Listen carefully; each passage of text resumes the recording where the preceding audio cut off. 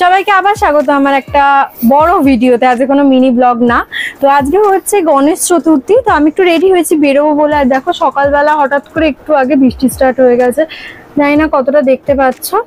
তো এই নিবে মা এখানে আমাদের ছোট যে পেতলের গণেশটা আছে সেটাকে নামিয়ে নিয়েছে। এখন তাকে নাঙ্গু পাঙ্গু করে চান করানো হবে। অভিষেক, ওই দুধ, তারপর দই, মধু আর যা যা জিনিস দিয়ে চান করাতে হয় সব মা রেডি করে নিয়েছে। এই দেখো নাঙ্গু পুঙ্গু করে দিয়েছে।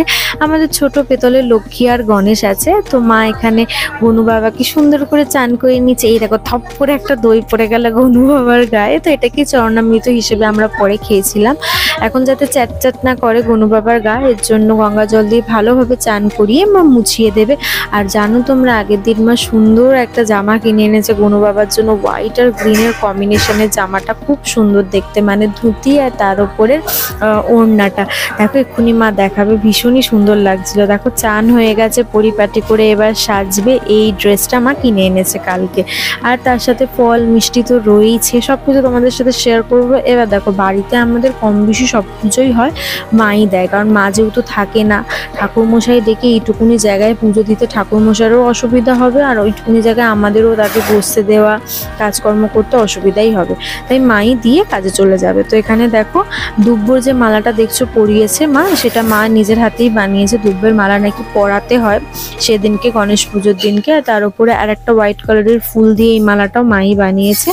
সুন্দর করে সাজিয়ে রেডি করে দিয়েছে। এবার পালা ভোগ দেওয়ার ঠাকুরকে। আর দেখো জায়গাটা যেহেতু আমাদের একদমই ছোট, তাই মা একদম সামনেই গনু বাবাকে রেখেছে, আর পেছনে সব ঠাকুরগুলোকে সাজিয়ে ফুল দিয়ে সাজিয়ে দিয়েছে।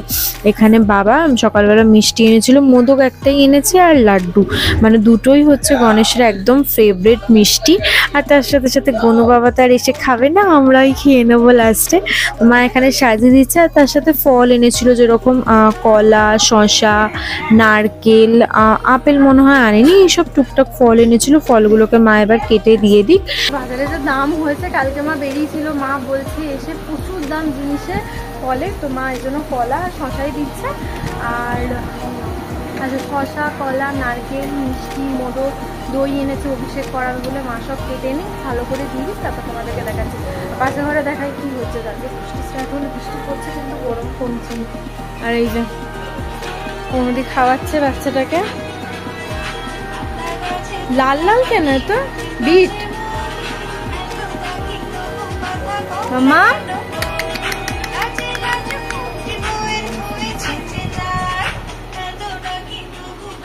এবার সব রেডি, শুধু এবার মা পুজো দেবে নিজের মতন করে। এখানে ধূপকাঠি, মোমবাতি, মঞ্চপ্রদীপ সবকিছু বের করে নিয়েছে পুজো দেওয়ার জন্য। আর তার সাথে সাথে আমার ধুনো জ্বালায়, পুরো ঘরে ধুনো দেওয়া তো এমনিও ভালো। আর ধুনোর গন্ধটা না আমার খুব ভালো লাগে, যখন ধুনো দিয়ে পুরো ঘরের মধ্যে দেয় তখন। তো মা এখানে সব রেডি করে পুজো দিয়ে দিচ্ছে। মা শাঁখ বাজাতে এত সুন্দর পারে, কি বলবো। আমি তো শাঁখ বাজাতে পারি না, যখনই শাঁখ বাজাতে যাই তখনই গালগুলো ফুলে যায়, আর পুঙু আর হয়ে ওঠে না আমার। তোমরা কমেন্টে জানিও তোমরা পারো নাকি। তোমার এখানে পঞ্চপ্রদীপ দিয়ে ভালোভাবে আরতি করে নিচ্ছে। বাচ্চাটাও পাশের ঘর থেকে এলো, এখন খুব সুন্দর নমো শিখেছে। ওকে না বললেও বুঝতে পারে যে ওটা ঠাকুর পুজো দেওয়া হচ্ছে, তাই ও নমো করে নিল। তারপর ভালোভাবে মা পুজোটা দিয়ে দিক। আর একটা কথা, অনেকেই আছো যারা আমার ভিডিও দেখছো, মানে ইউটিউবের অ্যালগোরিদমে বা ইউটিউবের স্টুডিওতে দেখায় যে কতজন সাবস্ক্রাইব করেছে তারা দেখছে, আর কতজন নন সাবস্ক্রাইবার পিপল দেখছে। তো অনেক নন সাবস্ক্রাইবার যারা আছে তারা দেখছো কিন্তু সাবস্ক্রাইব করছো না। প্লিজ যদি ভিডিও একটু হলেও ভালো লাগে, কারোর যদি একটু ভালো লাগে, তাহলে অবশ্যই লাইক, কমেন্ট আর সাবস্ক্রাইব করতে ভুলবে না। দেখো পাশ থেকে বাচ্চাটা চেঁচাচ্ছে। তাই হোক, পুজো হয়ে গেছে, তোমাদের ভালো লেগেছে। আবার দেখা হবে নতুন একটা ভিডিওতে। ততক্ষণের জন্য চলো টাটা সবাইকে।